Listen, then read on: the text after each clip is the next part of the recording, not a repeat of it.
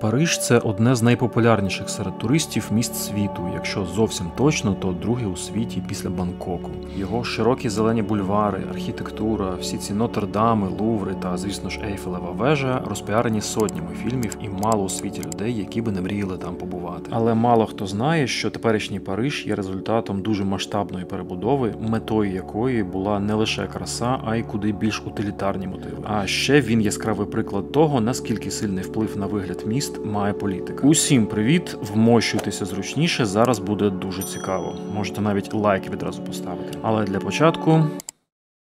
Це Саша та Мар'яна. Вони з України, але вже багато років живуть та працюють у Німеччині. З початком повномасштабного російського вторгнення вони спільно з іншими українцями Ляйпцига почали купувати у ЄС та переправляти до України різні корисні штуки для ЗСУ. Усе від дронів та тепловізорів до авто. Зараз вони збирають гроші на чергові дрони, генератори, тепловізори та пікап. Я знайомий з ними особисто, і це прекрасні люди, яким точно можна довіряти. Тому, якщо маєте можливість підтримати, реквізити будуть у описі до цього відео.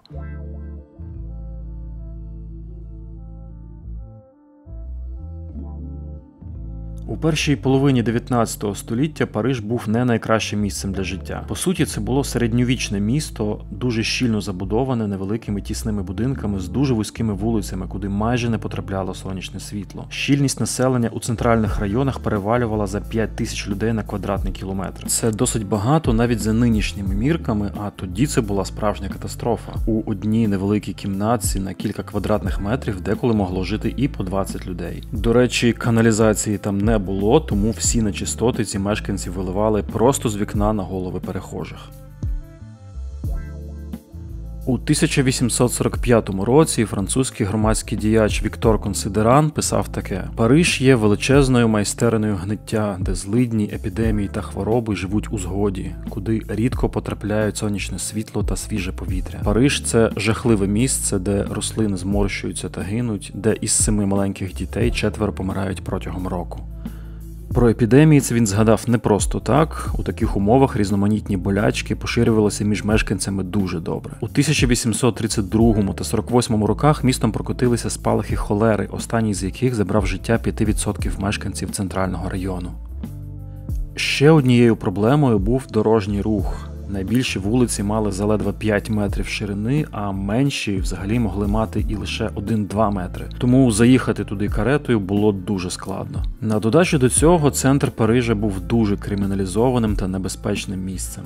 Ну і вишенькою на цьому пекельному торті були регулярні збройні повстання місцевих мешканців, які будували барикади на вузьких вулицях та кидалися через них бруківкою у солдат, яких надсилали з ними розібратися. Тільки у період між 1830 та 48 роками таке ставалося 7 разів. До речі, знаменитий Лувр, яким ми тепер так захоплюємося, на той момент вже існував. І тоді ще Вольтер у 1730 якомусь там році обурювався, що його прекрасний фасад практично не видно, бо його затуляють довколишні потворні будівлі, гідні готів та вандалів. Також він писав, що перш ніж палити феєрверки, краще би в місті почали створювати мерію, красиві площі, чудові та зручні ринки і красиві фонтани. Загалом, думки, що місто повинно бути комфортним та красивим, починали звучати усе частіше. Перший план перебудови Парижа з новими широкими проспектами місцева комісія художників запропонувала ще у 1794 році, відразу після Великої Французької революції, тієї, під час якої було падіння Бастилії. Але він так і залишився на папері. Потім до влади прийшов Наполеон Бонапарт. В нього також були свої урбаністичні ідеї, але руки до них так і не дійшли, бо були зайняті спаленням Москви.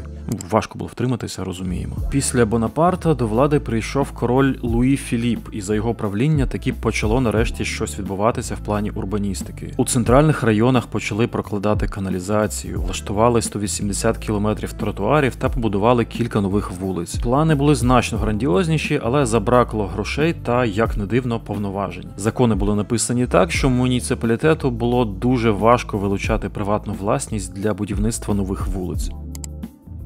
У 1848 році в результаті чергової лютневої революції король Луї Філіп зрікся престолу, після чого до влади прийшов Луї Наполеон Бонапарт, племінник того Наполеона, який спалював Москву. Причому спочатку його обрали президентом на перших в історії Франції прямих виборах, але вже за 4 роки, коли термін його законного правління добігав кінця, а залишатися при владі йому не давала Конституція, він організовує військовий переворот, розпускає парламент, садить до тюрми опонентів та проголошує себе імператором Наполеоном III. В молодості Наполеон III багато років прожив у Великій Британії, тому одним з прикладів для наслідування для нього був Лондон з його широкими проспектами та просторими парками. Перші спроби змінювати Париж робилися ще за Наполеона президента, але виходило так собі. Прогрес був повільний, а проекти не надто вдалі. Тому після перевороту Наполеон, вже тепер імператор, взявся шукати нового ефективного керівника, який зміг би перетворити Париж на справжню імперську столицю. І цим керівником, тобто префектом департаменту Сена, стає уродженець Ельзасу Жорж Ежен Осман. До речі, Османська імперія тут взагалі ні до чого. Осман народився у протестантській сім'ї німецького походження, що чудово видно з написання його прізвища.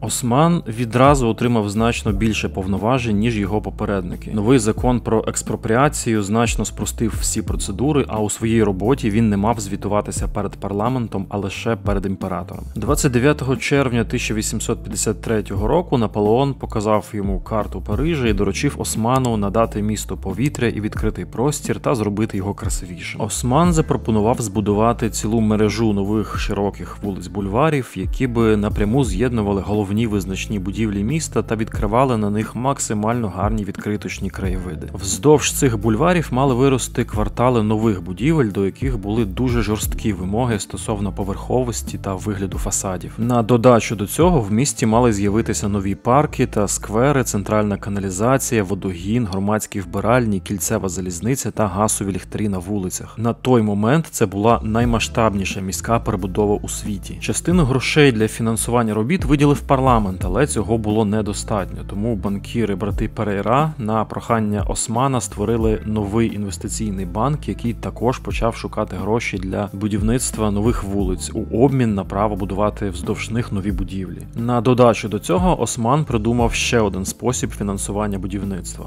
Місто почало розраховуватися з підрядниками не реальними грошима, а ваучерами, борги яких потім викупали банки, що принесло додатково майже півмільярда франків. Це було дуже зручно для Османа, бо, по-перше, ці гроші не враховувалися в міському бюджеті, а по-друге, не треба було випрошувати в парламенту дозволу на збільшення кредитного ліміту. Хоча з часом ця винахідливість і вилізла Осману боком. Першим великим проектом стала вулиця Ріволі з новими шикарними готелями на ній, яку мали збудувати до Всесвітньої виставки 1855 року. Щоби вкластися у терміни, на ділянці цілодобово працювали 3000 робітників, і у процесі заради розширення вулиці зруйнували чимало старих середньовічних будівель, деколи навіть досить цінних. На цьому етапі реконструкції встигли побудувати майже 10 кілометрів нових вулиць, і парижани загалом були задоволені змінами.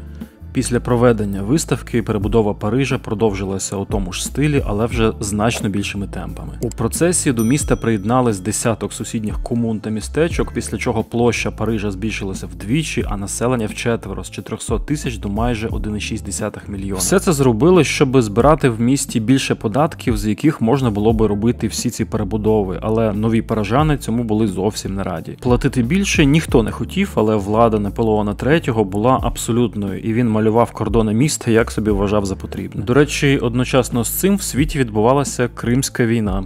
Вона розпочалася у 1853 році з того, що Росія ввела свої війська у Молдовське князівство, а завершилася в 56-му спільним походом армії Французької та Османської імперії, Великої Британії та Сардинського королівства у Крим, де вони оточили Севастополь та після майже річної облоги змусили росіян затопити весь Чорноморський флот та втекти. Цар Микола І з того всього помирає, а його наступник Олександр II підписує капітуляцію. Якраз у Парижі. І на честь цього один з нових паризьких бульварів назвали Севастопольським. До речі, якщо комусь цікаво більше дізнатися про цю війну, то на каналах імені Т.Г. Шевченка та Історія без міфів є дуже цікаві відео на цю тему. Дуже раджу. Я не буду мордувати вас з перерахуванням десятків незнайомих назв вулиць, щоб відчути розмах, достатньо просто глянути на ось цю карту. Загалом на другому етапі збудували ще 26 кілометрів вулиць та бульварів, а також кілька нових вокзалів. Одним з найбільших будмайданчиків став острів Сіте на річці Сена, той самий, на якому стоїть собор Паризької Богоматері. На ньому знесли більшість житлових будинків та вулиць, тих самих, де були антисанітарія та кримінал, і замість них побудували урядові будівлі, трибунал комерції та префектуру поліції. А крім цього, на самому соборі відновили шпиль, які знесли ще під час революції. На щастя, на той момент вже винайшли фотографію, тому ми можемо порівняти фото до та після. Ось так змінилася вулиця Сен-Сьє. До перебудови вона була тупиковою, і весь цей район мав погану репутацію та був одним з найбрудніших у старому Парижі.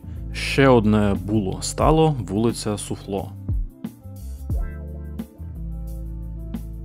Бульвар Араго. Перше фото зробили відразу після відкриття, але будівництво нових будинків на ньому на той момент ще не розпочалося. Проспект Опери, який спочатку назвали проспектом Наполеона, замінив собою район, в якому були поширеними проституція та гральний бізнес. Ці фото є гарним прикладом того, що при плануванні вулиць одним з найважливіших для Османа було те, який вид з них відкривається. Бували випадки, коли він змушував архітекторів зміщувати куполи на будівлях так, щоб вони ставали точно по осі вулиці, не зважаючи на те, що сама будівля при цьому ставала асиметричною. Загальна композиція вулиці була для нього важливішою за вигляд окремої будівлі.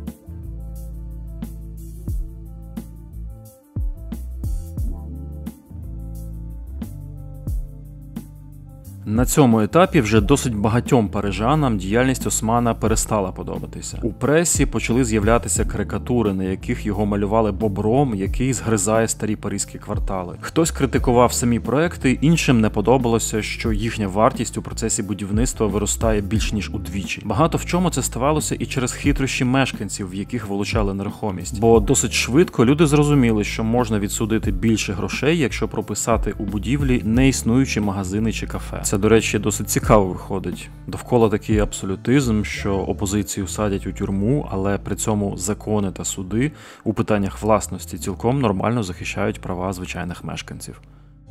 У 1860 році Наполеон вирішує зробити свою імперію ліберальнішою та дає більше прав парламенту загалом і, зокрема, парламентській опозиції. Популярність Наполеона у Парижі завжди була меншою, ніж у решті країни. Тому опозиція відразу ж почала активно критикувати діяльність Османа як головного представника імператора у столиці. Щоправда, Осман у кращому стилі міцних господарників ігнорував будь-яку критику та продовжував будувати десятки кілометрів нових бульварів за сотні мільйонів франків. Але баланс сил змінився вже настільки, що третій етап перебудови Парижа він завершити вже не зміг. У 1867 році один з лідерів парламентської опозиції Жюль Феррі розкритикував фінансову сторону його діяльності. В результаті цього суд визнав османівську програму ваучерів офіційним боргом, а не відстроченими платежами, як це називав сам Осман. А оскільки парламент не давав місту дозволу на ці запозичення, схема фактично стала незаконною. Після цього місту довелося домовитися з банком Credit Foncier про те, щоб перетворити ваучери на звичайний борг у 465 мільйонів франків, який воно мало погасити протягом 40 років. Підсумком всієї цієї катавасії став новий закон, який дав парламенту контроль над фінансами столиці. У травні 1869 року у Франції пройшли парламентські вибори. Загалом на них невелику перевагу отримала партія Наполеона, але у Парижі опозиційні кандидати-республіканці здобули 8 з 9 місць у парламенті. Новим прем'єр-міністром став лідер опозиції та активний критик Османа Еміль Олів'є. В результаті під тиском опозиції Наполеон просить Османа піти у відставку. Той відмовляється, і 5 січня Наполеон звільняє його сам.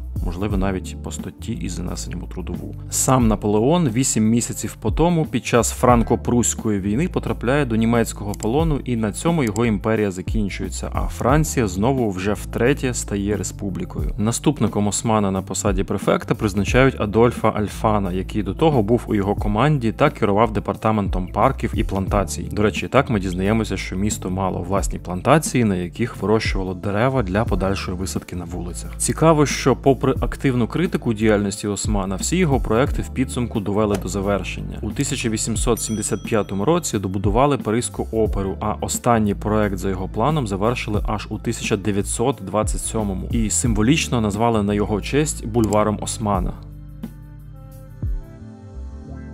Перебудова Парижа Османом суттєво покращила якість життя у столиці Франції. За 17 років в місті висадили просто неймовірну кількість дерев – 600 тисяч, та створили 2000 гектарів нових парків та інших зелених зон. Завдяки створенню мережі просторих, зелених та добре освітлених бульварів, центральної каналізації та водогону у місті припинилися епідемії, окрім хіба що туберкульозу, та зросла середня тривалість життя. Але був і інший дуже важливий для влади наслідок. На цих нових широких вулицях мешканцям було значно важче влаштовувати повстання та протести. Їх було значно складніше перегородити барикадами, ніж колишні вузькі та закручені вулички старого середмістя. Зате ставало набагато зручніше боротися з повстаннями за допомогою армії, бо ці широкі та абсолютно прямі бульвари за необхідності могли наскрізь прострілюватися гарматами. Збудовані вздовж цих бульварів нові будівлі також були значно комфортнішими для життя, а сам їхній вигляд створив новий впізнаваний та цілісний образ міста, хоча новий Париж при цьому і став менш різноманітним, ніж середньовічний. Завдяки цим змінам місто стало значно приємнішим для піших прогулянок, і саме у той час почав з'являтися такий жанр, як вулична фотографія. Щоправда, для втілення цих ідей довелося знести 12 тисяч старих будівель та виселити з них 350 тисяч мешканців. Звісно, це подобалося далеко не всім. Наприклад, Віктор Гюго буквально ненавидів Османа, а оскільки Гюго був для всієї Франції моральним авторитетом, то вона ненавиділа вслід за ним. Іронія в тому, що автор роману «Знедолені» про те, якими важкими були умови життя у старому Парижі, звинуватив Османа у руйнуванні середньовічного шарму міста. Цікаво про це пише паризький історик Патріс де Монкан. Османа ніколи не пробачали та не визнавали у Франції за його життя і не роблять цього досі. Якщо я даю тут конференцію, то люди стогнуть, коли я про нього говорю. Аж до 1980-х років його будівлі вважалися сміттям, і досить багато з них було знищено заради будівництва нових будівель зі скла та бетону у 1970-х роках. Але те, що він зробив, було феноменальним. Він був першим у світі сучасним містопланувальником. Усі, хто приїздив до Парижа на всесвітню виставку, включно з королевою Вікторією, були вражені перетвореннями міста. У 1867 році в Німеччині відбулася зустріч європейських архітекторів, на якій Османа вітали як чистого генія та блискучого містопланувальника. Але вдома про нього говорили лише, що він шахрай. Але по факту концепція Османа виявилася настільки потужною, що Париж і досі розвивається на її основі, поступово переосмислюючи та доповнюючи, а вплив його ідей відчувається і у інших французьких містах. Була серед цього переосмислення і дуже радикальна ідея архітектора Ле Корбюзьє, який у 1922 році запропонував замість османівських кварталів забудувати центр Парижа житловими багатоповерхівками з автомагістралями поміж ними. На щастя, центр міста тоді вберегли, хоча на околицях цього добра набудували таки чимало. Хоча це вже зовсім інша історія. Важливо інше. Приблизно з 1970-х років влада міста починає відмовлятися від концепції Ле Корбюзьє та повертатися до ідей Османа з багатофункційними вулицями та квартальною забудовою. Саме тому сучасні райони Парижа виглядають вже ось так. Ну і не тільки Парижа. Приклад Парижа надихнув чимало інших міст, у яких згодом також були створені подібні квартали та бульвари. Барселона, Відень, Берлін, Стокгольм та ще багато інших. А от ви, до речі, як вважаєте, правильно зробили у Парижі чи ні? І хто для вас Осман? Видатний містопланувальник чи вандал, який знищив старовинний Париж? Ну що ж, на цьому все. Дякую всім за перегляд, сподіваюся, вам було цікаво. Буду дуже вам вдячний за ваші лайки, коментарі, поширення, а також нагадую, підписуйтесь на канал, щоб не пропустити нічого нового. І також нагадую, що вихід нових відео можна підтримати через платформу Patreon, ось посилання на мою сторінку. Всім au revoir!